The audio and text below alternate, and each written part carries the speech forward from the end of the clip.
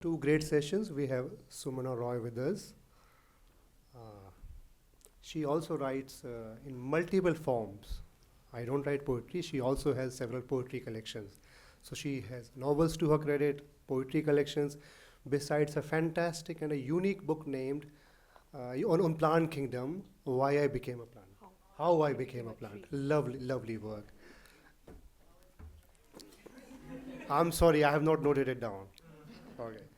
So in this lecture, she will talk about poet professors, creative writers who also took academic jobs, jobs in various universities. There's a glorious tradition of such poet professors. So she will talk about what do such professors bring to the classroom. Is there any distinct method and methodology or language which they introduce in the classroom? What are the various ruptures do they bring to the curriculum, such poets?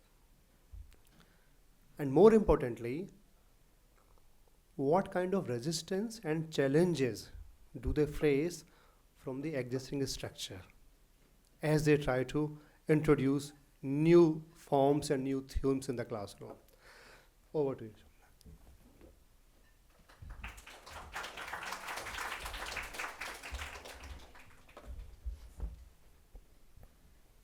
Thank you, Ashutosh. Uh, Shubha Mukherjee was supposed to introduce me. She had to leave. Then Professor Gil Harris was supposed to introduce me. He too had to back out. And I was thinking, I was almost rehearsing on how to introduce myself, James Bond style. But thank you for asking me to speak, and thank you, Ashutosh, for agreeing to introduce me. Thank you to all of you for staying on as well, in spite of the very three boring common nouns in the title of my lecture: the poet, professor, and provinces. And thank you. Thank you, Sanjit. These things happen independently, and yet they must be related in some way. This is as true of student protest movements all over the world in the late 1960s as it is of the emergence of the endearing and idiosyncratic figure of the poet professor in literature departments at around the same time. I like to think of the energy of the moment of decision and its eventual attestation. A young man's decision to spend a life discussing books at designated times of the day. By designated time of the day, I mean the class routine, of course, the hours of teaching allocated to the man. I have spent no less energy in imagining the texts on the syllabus that the man chose to teach year after year. For me, this is a moment when reading and writing come together. I am hesitant to use the words creative and critical for the two coming together, particularly as they have come to be institutionalized now, or even theory and practice. And a writer's aesthetic temperament, how a writer's aesthetic temperament gropes to find a home in dead writers who will gradually become family. The figure of the practitioner, the poet, the fiction writer, the essayist, renting a room in a literature department seemed as natural as that of a scientist in the laboratory. It also seemed as natural as artists teaching art in art departments in provincial places like Baroda and Shantiniketan around the same time. The teaching job was a kind of patronage for what was indulgently and unofficially recognized as a subsidizing of the writer's main job, his writing. And so, there was a grudging allowance made to the writer's aberrations, his delinquencies and silliness by his colleagues. Students recognized this too, that lessons with this professor might extend to far beyond the classroom. The phrase, writer at work, turned into an exhibition of the props of writing today, was appropriate for those interactions. Eavesdropping on a conversation between a poet buying cigarettes was often more rewarding than learning meter and scansion from him in a lecture. I have been the benefactor of such eavesdropping myself. During our first meetings, it must have been the first at his place, where my classmates and I sat on the floor. or on the low charpoy-like bed. When we hadn't yet understood or even reconciled to his uniqueness, Shomor Chakraborty asked our names a few times. He'd always say something in response, as if the name was a question and he had to give an answer. To mine, which I mumbled with hesitation and reluctance, as if I really wasn't sure it was the right thing to say, he replied with a question. Can you imagine what your name might have been had Rabindranath not happened? Instead of Shumana, you might have been Giribala, he said. It was the first time I would encounter Rabindranath Tagore not as a person, a poet or short story writer or essayist or songwriter, but as a phenomenon. It was not very different from the way I'd heard people speak about the French or Industrial Revolution. I was 18. I had not paid any attention to my name. I knew nothing about it except its meaning, and that had little significance for me. Why was this man, whom college life had transformed into my teacher, telling me about my name? That in this one statement was a history of the revolutionary impact one writer had had on the language of a community, that he had single-handedly remade a language, made it modern. The imagined Giribala, literally a girl, Bala, from the mountains, Giri, a name whose literality he was mocking. I was a girl who'd grown up close to the mountains, in the small town where we were having this conversation. It wasn't an uncommon name for Bengali girls in the 19th and early 20th centuries. It is possible that Tagore himself has a character or two with the name in his stories or novellas. A name like Shumana, Shu, good, Mana, mind, was unheard of then. Rabindranath Tagore had made this possible. Much later, I would find myself reading about Leela Seth, the writer Vikram Seth's mother, naming her son Amit after the protagonist in Tagore's novel Sheshir Kobita. His name was changed from Amit to Vikram later. It and its variants, Amit, Amitav, Amitava, is a name that seems to have inspired many parents of sons who would go on to become important writers in India. And I would think back to Shomor Chakraborty's question, marveling at his poet's ability to hold the impact of a man's influence on a people, a very opinionated community, in a single short question. I would miss that economy of expression, particularly in academic conferences, later in my life. The wordiness of questions, the performance of knowledge, and the inability of most speakers to articulate their thoughts in a language that was their own would remind me of the cultural history of language held in that seemingly innocent question he had asked me. I would have read his poems by then, and having become aware of his lifelong infatuation with language, I would think of his many one-line poems where it was possible for a line to even become a dialogue. This is that he wrote in Bangla, though he taught English literature, a common tradition at that time. This is the cover of one of his books. Sorry. This was the first book. This is the second one, both out of print. এই সেই পাখির কবিতা, এক line, তুমি আর বাকিটা লেখনি. Here it is, a bird's poem, one line, you haven't written the rest. It was possible to hold the universe in one line, just a line. Perhaps that is why he never wrote an academic essay in his life. One Monday, on a rare morning where he had woken up early, for he usually woke up only afternoon, Shomor Chakraborty asked me about my Sunday.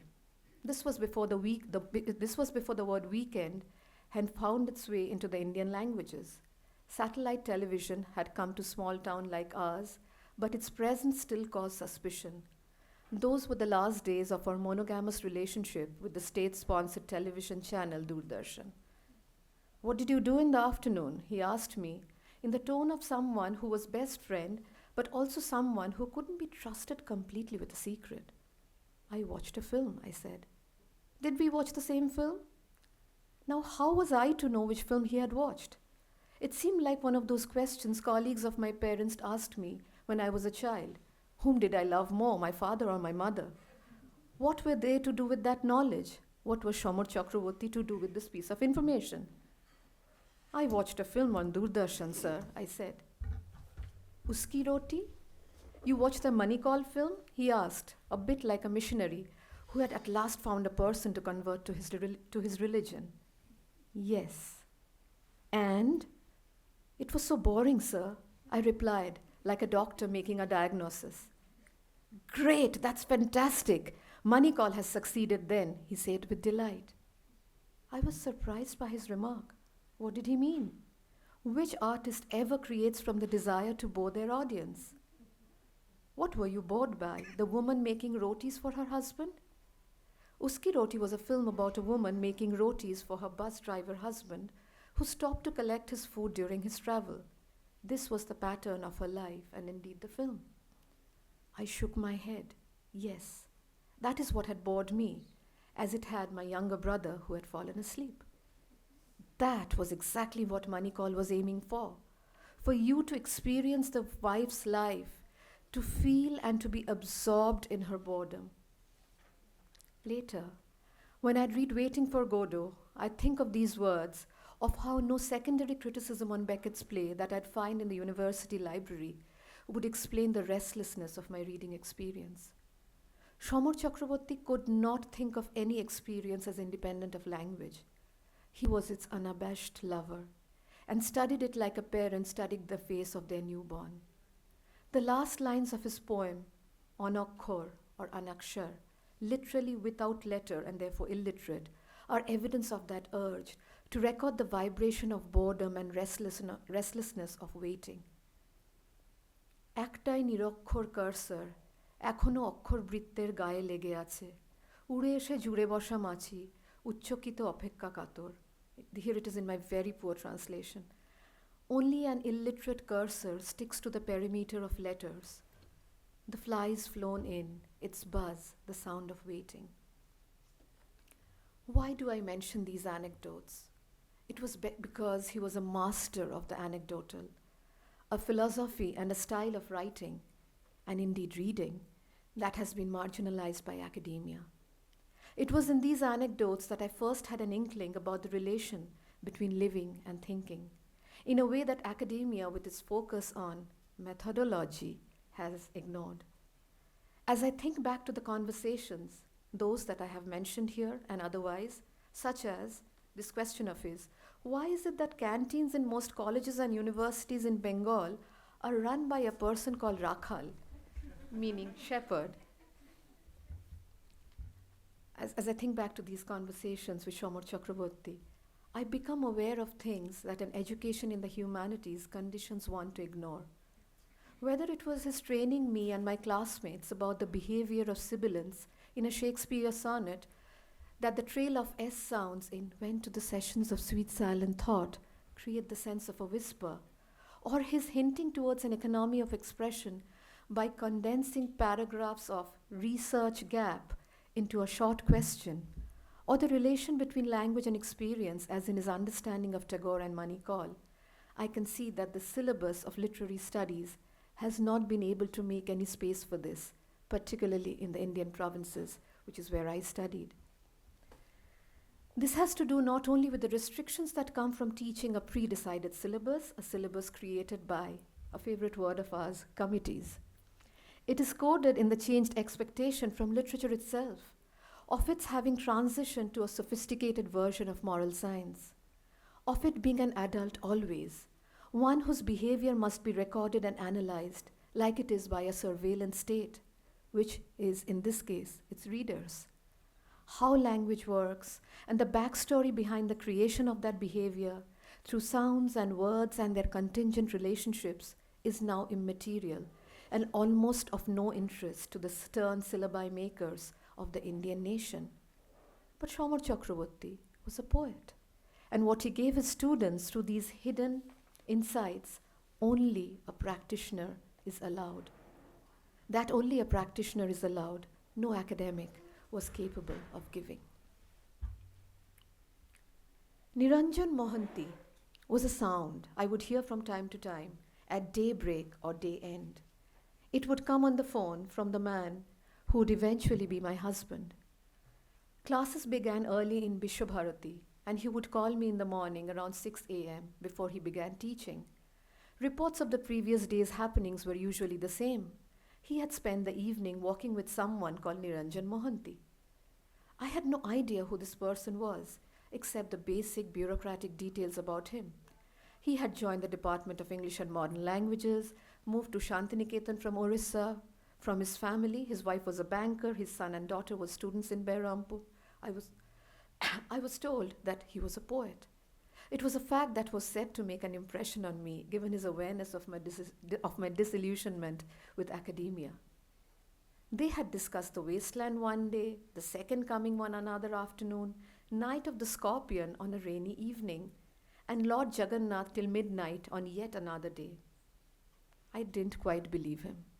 Which man in his late 20s discusses Lord Jagannath at midnight?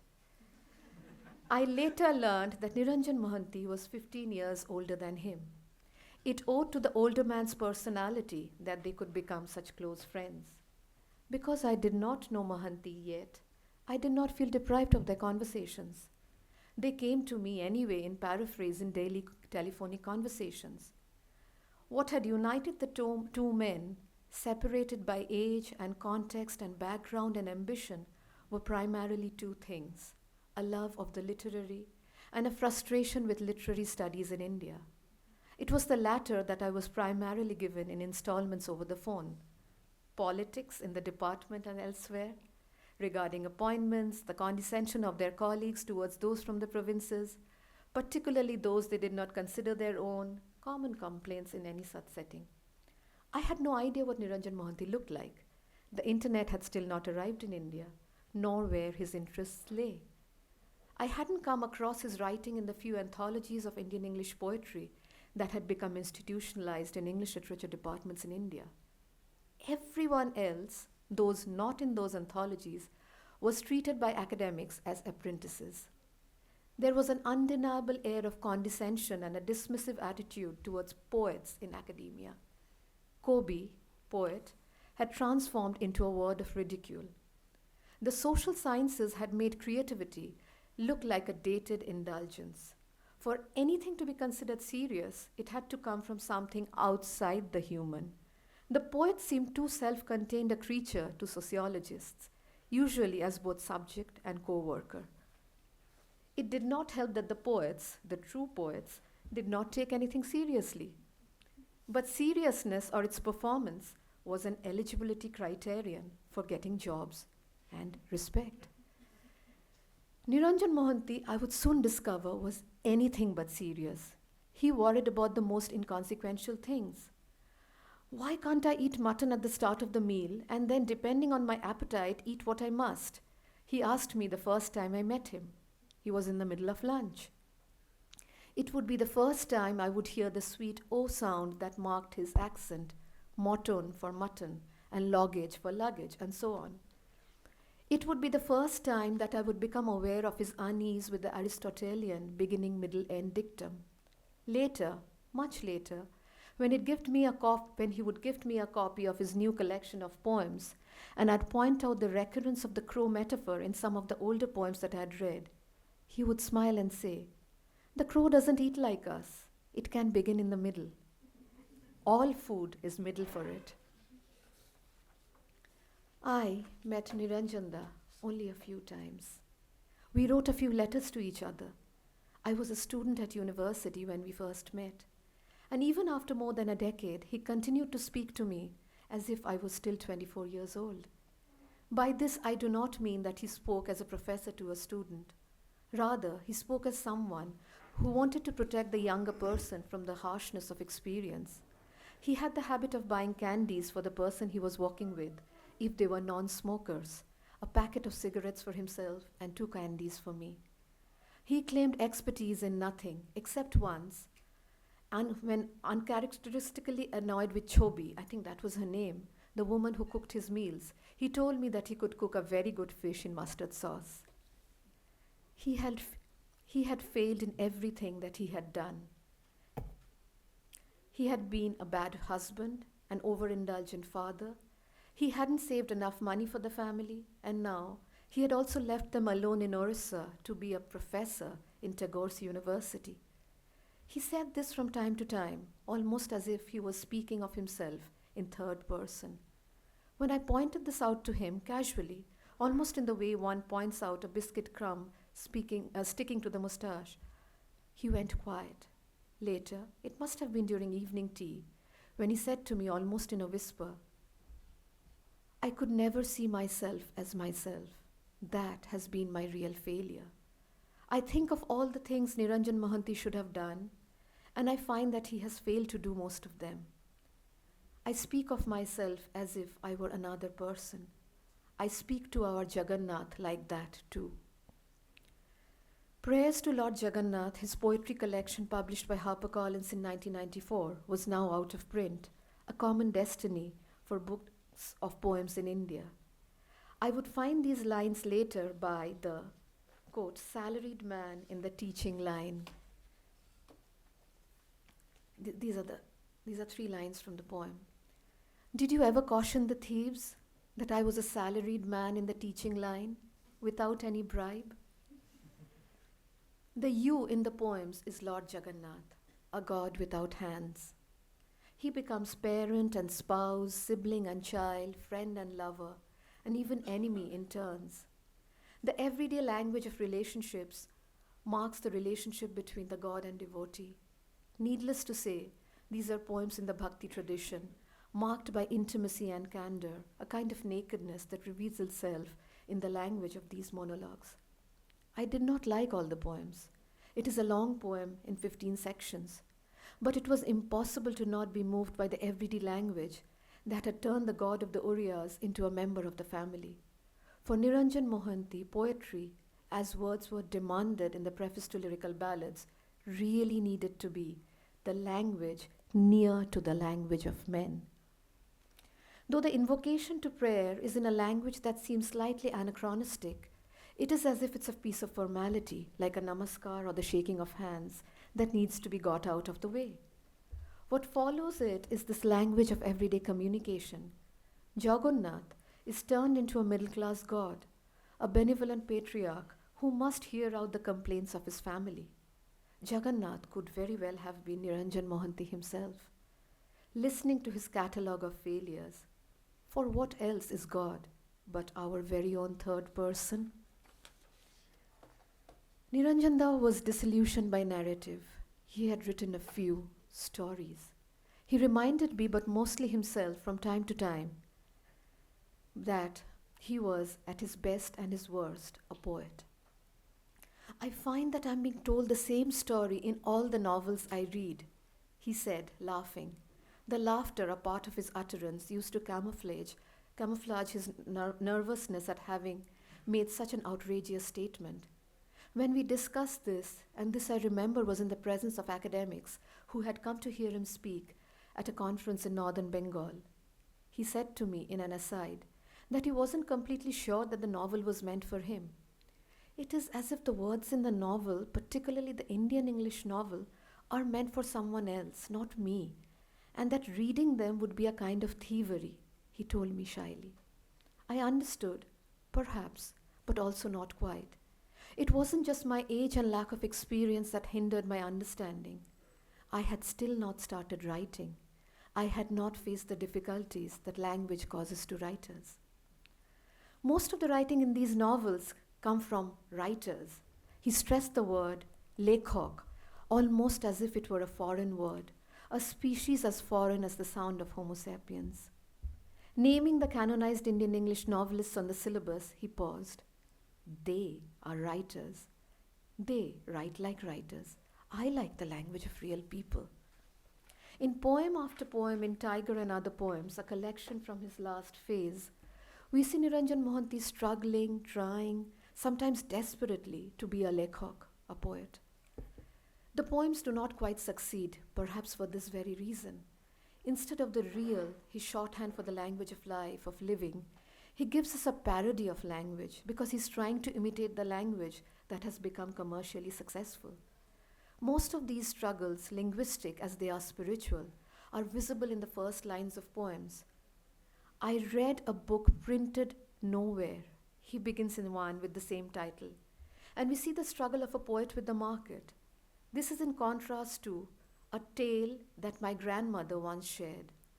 This understanding of the difference between languages, of the mother's and grandmother's dialect as being childlike and thus poetic and generative, and the father's dialect being adult like, serious, and of use to the public, to work and the nation, makes Niranjan the part of a modernist legacy that connects him to Rabindranath Tagore and Virginia Woolf, among others. It also makes him a misfit, and it also made him a misfit in the academy, in the new literature departments, where he would struggle to write serious academic essays, returning to writing poetry like he took cigarette breaks. Reading this book, I forget all that I had read, all that I had learned. These are the lines from a poem. So, two kinds of tying are being held in front of us: the language of writing and the language of publishing, or, in Niranjan Das' words, the language of real people and the language of writers. No one is hungry in a poem, begins another poem. I know a poem moves nothing, he says in another.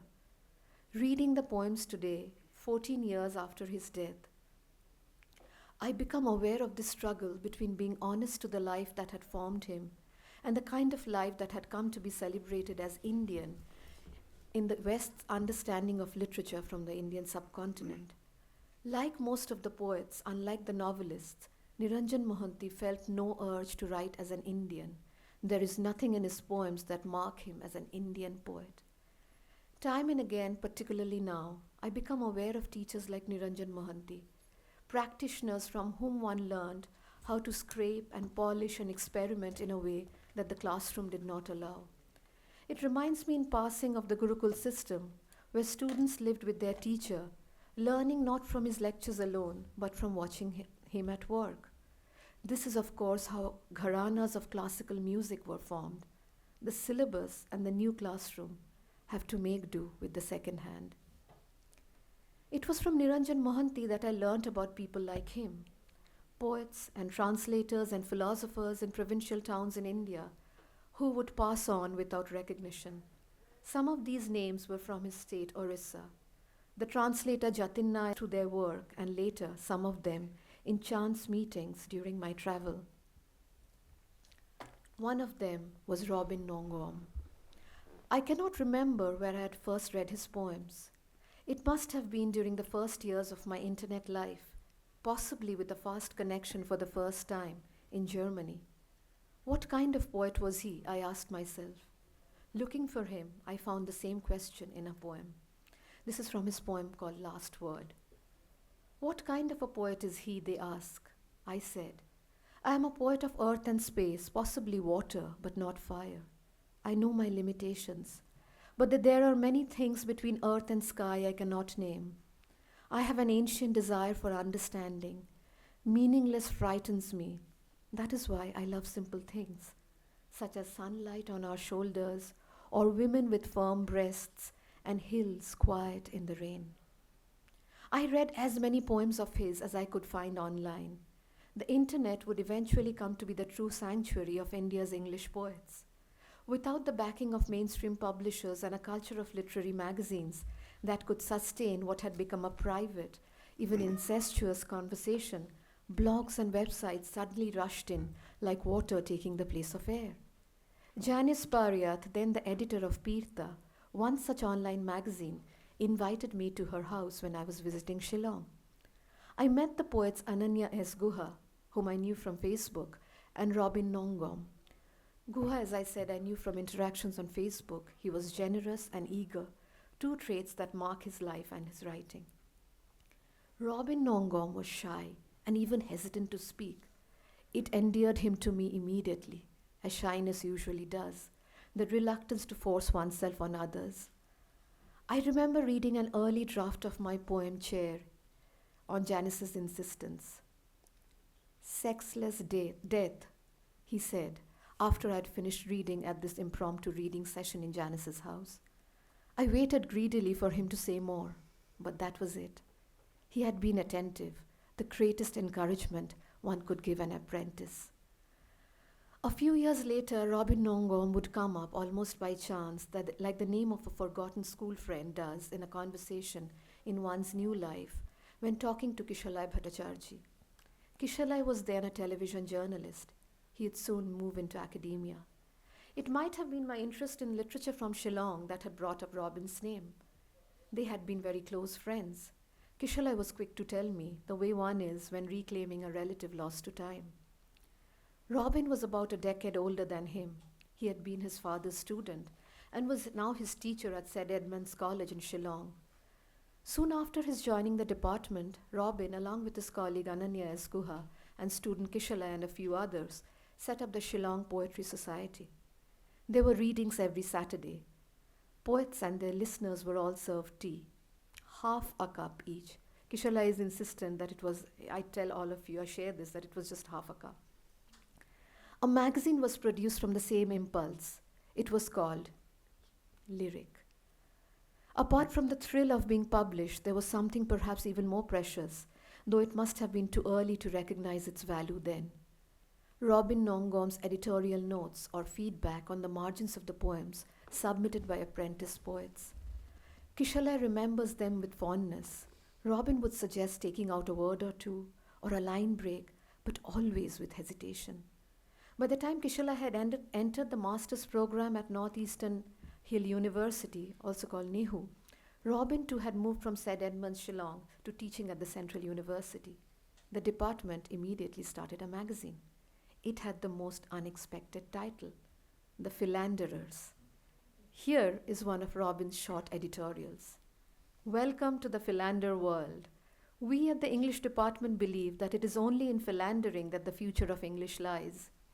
We are bold, we are brave, we are out to conquer the world of hearts, and it is with true literature that we intend to do it. We say hi, heck, and ho, not in the study of Latin, but in the study of the spirit of life. Spirit is in quotes. This edition of the Philanderer, and this is from the editorial, this edition of the Philanderer hopefully heralds the end of a philandering wasteland which lasted 5 years.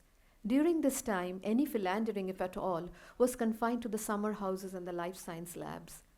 But we, English students, propose to break this confinement and have decided that the journal section of the library is a better, more secluded place than the others.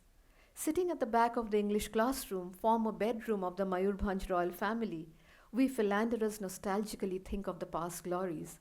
We think of what the walls, the ceiling, and the floor have seen, are seeing, and will be seeing. It was out of these thoughts, these transferred memories, that this edition of the Philanderer was born. So here is wishing you a happy and dangerous and exciting philandering. That is a kind of manifesto that is both. One cannot take it completely seriously, and one cannot not take it seriously either. For, this is the line, it is only in philandering that the future of English lies. This might at the beginning seem like a statement about the subject of the writing of the magazine, but even a most casual glance at the list of contents assures us that it is not. In importing a term from sexual relationships, particularly one of such casual nature as philandering, the editors might not only be aiming for shock. Using philandering, its nature and character without its self-serving tendency, might be a code for experimental writing. The space of English literature, which is perhaps only a shorthand for literature in English, is imagined as something akin to a room, a real space. Notice also that it's the space of the back of the English classroom that is being sought. The front rows would be too prosaic, too serious. The editor reminds us of its past histories, its past and present locations, such as the back of the English classroom, former bedrooms, summer houses, life science labs, walls, ceilings, floors, journal section, and so on. This will be the habitat of the philanderer. It quite obviously shows a move towards a different expectation of poetry, a turning away from the nature poetry that places and provinces like Shillong were expected to fulfill, to play the role of lonely planet, as it were. Dangerous is not a word one usually associates with literature, except for books that might arouse the interest of the police or home departments, but its usage is interesting. It implies risk-taking. I am tempted to read this show of bravado, its innocence and ambition, as one peculiar to the provincial. It is the ambition for creating a poetry that is different from the ones that are produced by those in the spotlight. Not being in that spotlight also helps to get away with these excesses in language and in ambition. There is no fear of scrutiny. Robin is actually making a case for a poetry of feeling, his words, as one can see from his editorial in Lyric. And I quote, Hardy once wrote, I begin to feel that mere intellectual subtlety will not hold its own in time to come against the straightforward expression of good feeling. And one can almost understand why Hardy's poems are treated with a kind of reticence by most people. And he continues, this may be particularly because we are still in the Eliot-Auden euphoria. Eliot, most of all, launched a kind of hard intellectualism through an esoteric and cerebral poetry which is no longer accessible. That is why some of us have tried, albeit unconsciously, to revive the poetry of feeling. Most of the poets represented in this issue of Lyric will agree that poetry should be first an illegitimate affair of the heart before it becomes an affair of the head. Unquote. The transition from illegitimate affair of the heart to philandering was therefore inevitable. The allegiance is, as the editorial in Philanderer reminds us, only to the spirit of life. Kishalai recollects the headiness of those times, drinking tea for a few rupees after classes, eating a meal of local rice with meat, and walking to Robin's house. When I ask him whether it was like watching a poet at work, teaching turning into a kind of meditation on the text being read, Kishalai says yes. He wasn't an orator, but we didn't lose interest in the class. We waited for the right word as well. There was an air of friendship in the class. We were participants even when he was speaking. When Kishalai shares some of their correspondence with me, excerpts from letters that Robin wrote to him, I cannot show you everything, it must be censored, he says, laughing. I am often overcome with emotion. A poet making do with what he can in the provinces, sending his poems to his student friend in Bombay. This is what he writes in a letter. I have just returned from Imphal, in fact, and everything is dead there. Hope, love, what have you. I'm enclosing a few new efforts of mine just to let you know how I'm feeling at the moment. The poems are not up to mark. They are derivative and statemental. But one must write to evade that deadline with death. In another letter he reports, Shillong is in a terrible shape at the moment.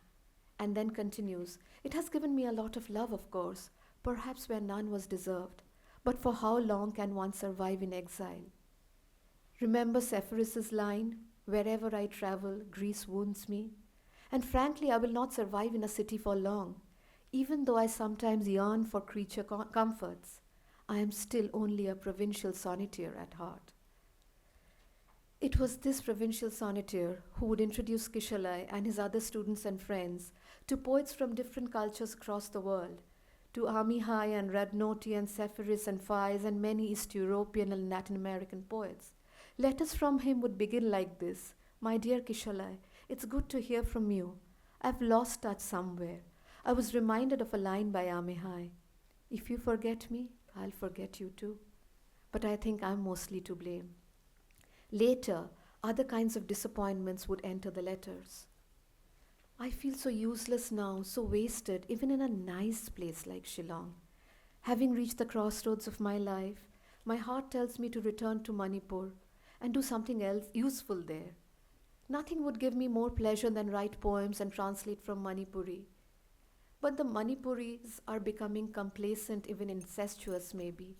On the other hand, I'm absolutely dependent on my job for a living, although I'm finding the university oppressive. If it's not departmental politics, it's the pushy postmodernists who can't think for themselves but have to parrot European wisdom and yet behave as if they've fallen from heaven. Naturally, poetry has suffered and I haven't written anything worth reading. Unquote. I find myself shaking my head as I read this every single time.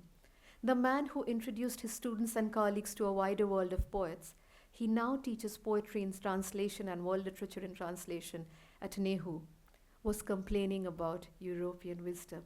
The verb he uses is important, parrot, to parrot European wisdom. Poetry, like the spirit of life versus the parroting of academic writing.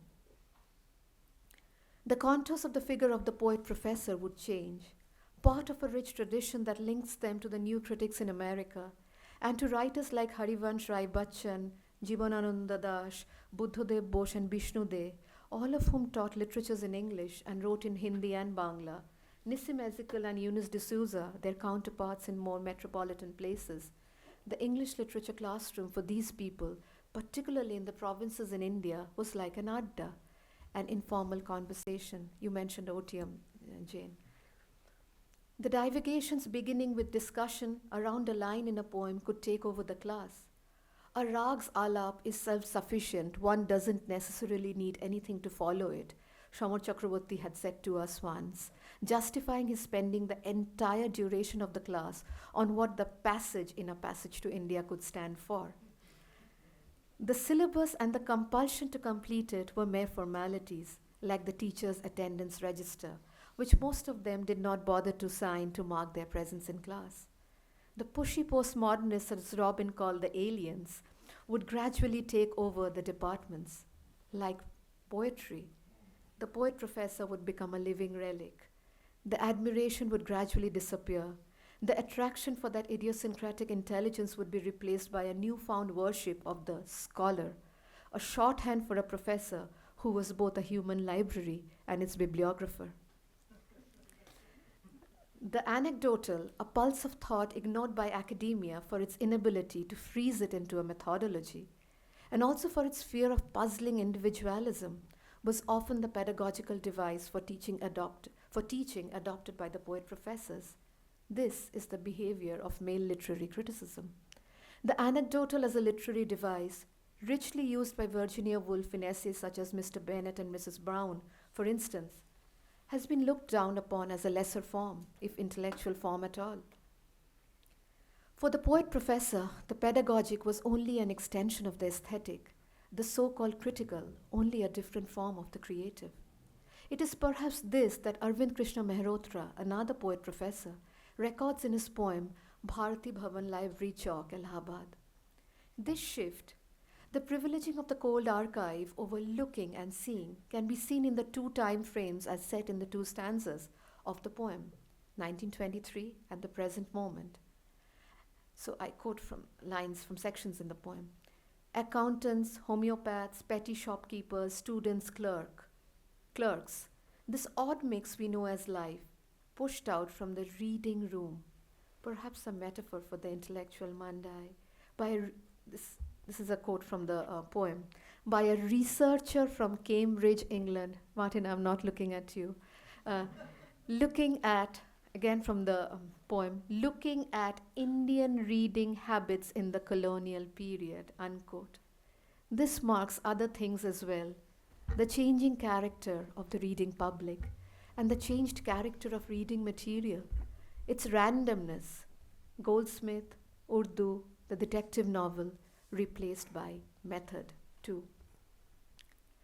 I'll go back to the quote that Vidyan used from Kolatkar, that archive which is random, that Kolatkar mentions. And the sad demise of modernism, the throbbing present as subject matter, of poetry, of pedagogy, to the valorization of the past as the real archive. I'm not reading from the poem for want of time. I have begun to notice similarities between these aberrational figures of the poet professor of an earlier generation only now. The first had to do with their lack of professional ambition. Most of them had dropped out of the PhD game show.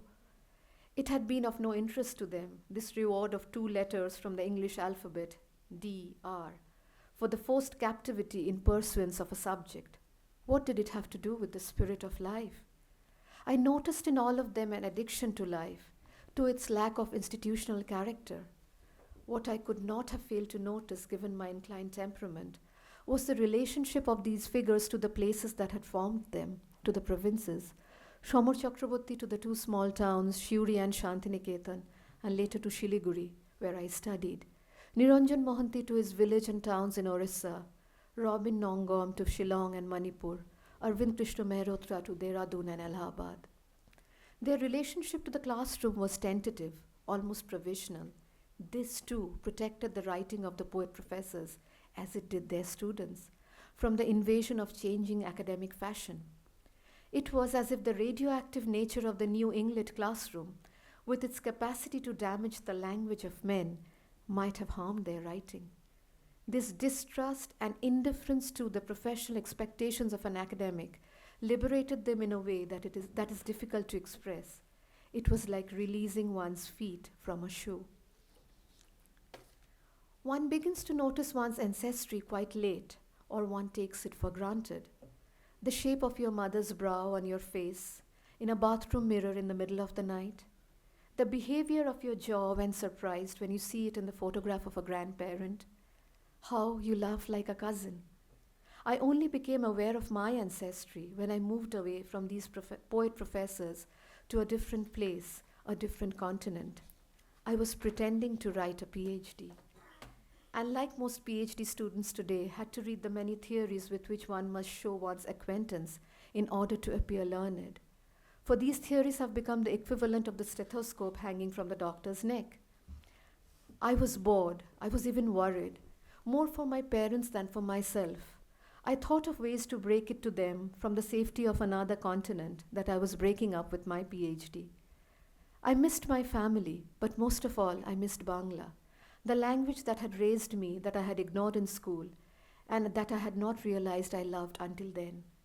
Like everyone else, I was many things: daughter, wife, PhD student, sister, friend, and various other things, some of which I was conscious of only occasionally. What I wasn't, I was certain. I was not a writer. I was not a poet. My primary identity after the familial ones to this day continues to be this: I am a reader. If the PhD had involved only reading, I would have got my degree by then. I had come to the literature department to read, to listen. Those I met at that impressionable age, whether it was Shamur Chakraborty or the literary critics that I found on the skinny shelves of the college library in my small town, Clint Brooks and Alan Tate, Frank Kermode and David Daches, J.C. Ransom, C.S. Lewis and Christopher Ricks, those whose books had been bought in the 1960s and 70s when the college was founded before funds would be cut off. The dearth of reading material in my secondary text-deprived town made me read the few available ones over and over and over again. I did not realize that I was becoming an addict.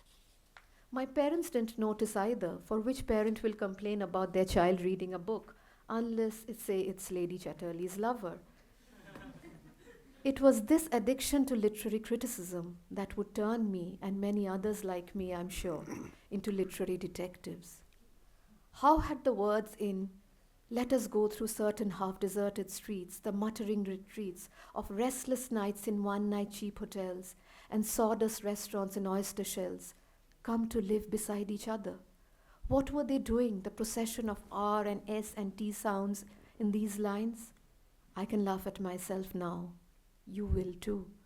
I spent nights thinking of these things. It wasn't that I wanted to write lines like these. I just wanted to know how such a language could come into being. What was the poetic? I felt haunted by that question. I still do. Reading the Bengali poets of the 20th century when I should have been reading literary theory, trained informally by teachers who were poets, not scholars or researchers, missing Bangla with such longing that I would want to import it to my English language writing, the way I cooked vegetables in Europe into ghonto and dalna. The impress of all of these would have led me to write, to experience firsthand the thrill of this thought system that we call literature. Unlike Shamur Chakraborty and Niranjan Mohanty and Robin Nongom then, who came to English literature departments not so much to teach as to be able to continue writing poetry, the direction of my coming to poetry, to writing, has been almost the opposite. Literary criticism, which I understand as a genre of literature, and which I continue to read as one does a thriller, not as a secondary source, carried me to where I am, trying to discover firsthand how the poetic could come to be. And that is why, though I pretend to earn a living from teaching creative writing, I actually teach literary criticism. just as Shomar Chakraborty and Niranjan Mohanty and Robin Nongom were actually teaching creative writing, though they claimed to teach English literature.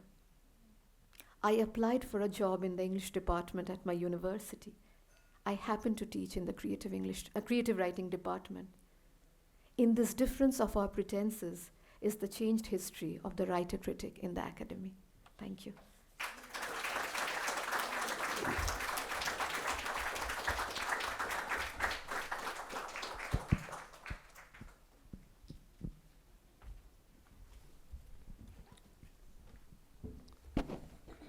Thank you, Sumana, for making several informed, insightful, and incisive interventions. Yeah. You have aptly reminded us that not long ago there was a time when in Gurukuls and Gharanas, teachers and professors in Guru, they demonstrated, they led by an example, where textbooks were not the only source of knowledge. Before I open the floor, because you underlined a yearning for Bangla, your own language, I would like to point out here that besides the decline of the poet professor, there is another decline. That is a decline of a bilingual poet professor, which is very important. Some of it she had touched in her topic. I would emphasize here. Harvansh Rai Bachchan she named. Now, Harvansh Rai Bachchan had his doctorate on W.B. Yeats from Cambridge. And he came back to India and he chose to, he taught English literature, but he wrote in Hindi. And he went on to become a major Hindi poet. And he was not alone. Krishna Baldev Vaid had his doctorate on Henry James from Harvard in the 1950s. He, of course, taught English literature all through his life, but his creative language of writing was Hindi. U.R. Ananthamurthy had his doctorate from England, but he wrote in Kannada. And these are just some of the examples. There are many such examples. People who had occupied the topmost positions in the English academia here in India, but their language of creative expression was different. So imagine the kind of the conversation, the negotiation it must have enabled between them and not just their students, but the publishers, the wider academia, and the larger literary establishment as well. That has sadly gone down. We no longer have bilingual professor poets, let alone professor poets. Yeah, so any questions and comments? There, I go scot-free. Thank you.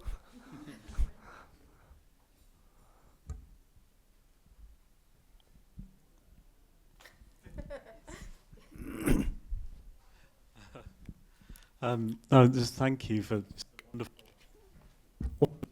I probably don't need it, but for such a wonderful talk. There's so much stuff there.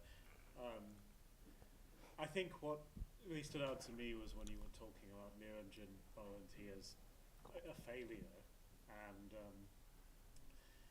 how you can kind of be it's to do with being provincial as well. And I think of Amit's essay on Nissim Ezekiel, he compares him to Philip Larkin and that sort of idea of success and unsuccess. But I'm interested in the idea maybe that it's more to do with just being a poet, that you can be a poet and you can be a failure. Like maybe you can't be a novelist if you can be a failure, because to write a novel, thank you, new microphone. You could maybe to be able to write a novel, you've succeeded, you've achieved something. Maybe even write an academic monograph, 80,000 words or something. You've achieved something. But the idea that a poet could, you could be a poet, a lyric poet, and be a failure, or even a lyric poem could be a failure of language. And usually that's sort of recuperated in terms of its metaphysically, like its language itself failing or something. But rather the idea of just not doing that recuperation and just being a poet is a failure. The courage to be a failure. Anyway, I don't know. I just thought you might want to say more about that, because that really interested me. I often say this to my students in class, that if we come to Delhi, we'll encounter every third person is writing a novel. And everyone wants to be a novelist, very few say that I want to be a poet. And even though so many make a living by writing essays, I've never heard someone say, I want to be an essayist. So it's the success and failure have to do, as you rightly pointed out, with our habitat in our choice of forms as well. I agree completely with you about, I think it's coded in the idea of the poem itself. Even if you've written a poem that you might come to like later, at that moment you're sure it's not working. To completely, so to be a failed novelist is to have not succeeded in publishing a novel. But Yeah. you can be a failed poet and publish several collections. Yes. Yourself. Absolutely. I know someone who will send me a poem and say, I don't think it's working. Yeah. So and now I'm used to that message or that email, and I know that he's not making this up. It's this sense of tentativeness that we have. It seems to be our relationship with the genre itself. Even with an essay, we might have think, I made an argument with the poem. We never know. Yes. And I think that is its reward too, the sense of never getting it right. Yeah. Thank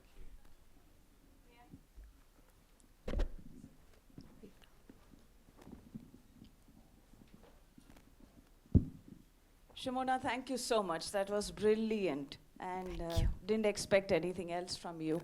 I think I'm thinking through, but I'm especially thinking through the idea of the province, which I know you have been with for some time, and maybe today I think it comes to me that what my question is, because so it is a place, but it is also a stance, right?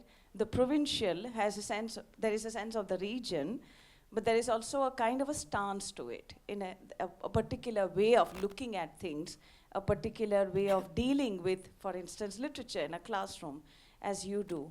And I'm kind of thinking that, since I've had encounter with it, I'm thinking that it's not completely disappeared, right? In the sense that the poet professor you mentioned, even now you will see some shadows of it in certain places.